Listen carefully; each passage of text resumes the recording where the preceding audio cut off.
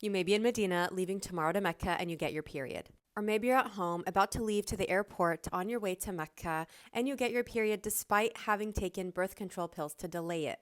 Do you get into ihram? Do you make umrah? What do you do? For hundreds of years, caravans would come for Hajj and wait for weeks, even months, in Mecca, allowing for every woman who was part of the caravan to finish all of her rites while she was not in menses. However, in the time of Ibn Taymiyyah, there was political instability. There was no longer the security promised for caravans on their way back from Hajj.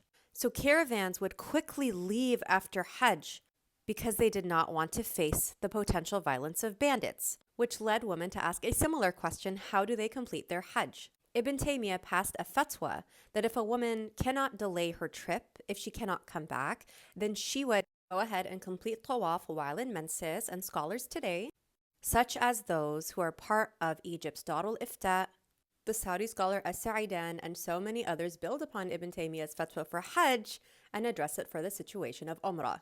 Of course, there are different rulings in different madahib on how to approach this. So you are going to find different rulings online, or you may be told different things depending on who you speak with. This video is going to be addressing the opinion that is built upon from Ibn Taymiyyah, inshallah, for a woman who perhaps may be going to Mecca for the first and only time in her life, or multiple times, inshallah, who has spent money and time and effort, sacrifices to be there, and who wants to know how they can complete Umrah, inshallah. First question to ask yourself is this actually your menses? Not all vaginal bleeding is considered menstruation, and they take different rulings. So once you determine whether or not this is actually your period, whether you are stopping at Dhul Hulayfa, the miqat of where you make your intention for ihram on the way from Medina to Mecca, if you're going by bus or car, or if you are taking the train from Medina to Mecca and they make the announcement, we are passing the miqat, it is time to make your intention for ihram, or you're in the plane and you hear that same announcement that yes, even in your period, you are making your intention for ihram on your way for Umrah.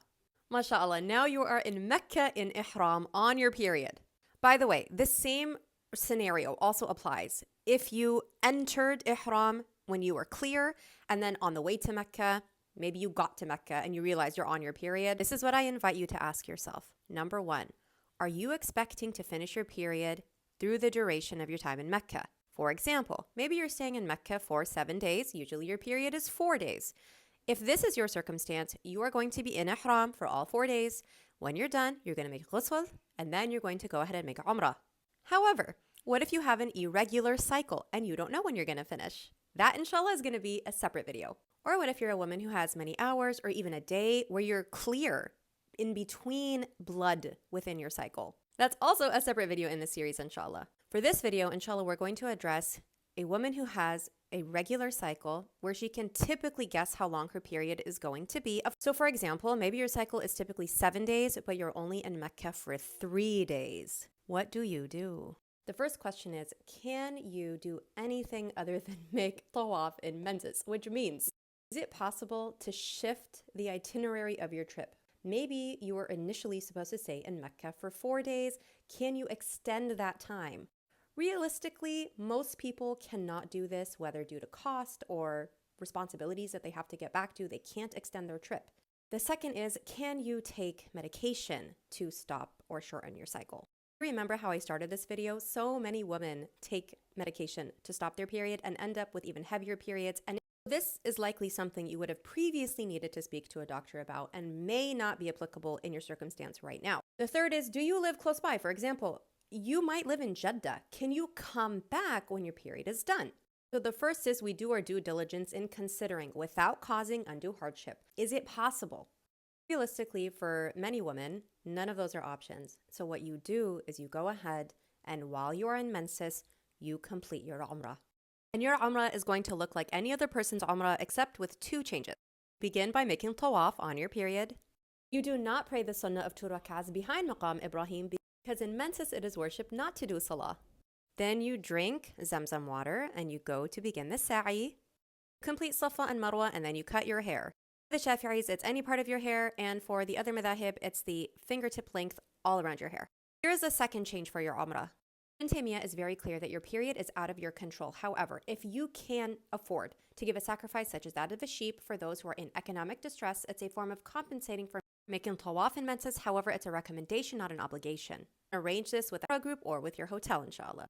Then mashallah, your Umrah is finished. For many reasons I made this video, but one of them is because I keep hearing about women who get into ihram, find they're on their period in Mecca, are told by someone or find something online that they're not allowed to complete their Umrah, and they think they're simply out of ihram.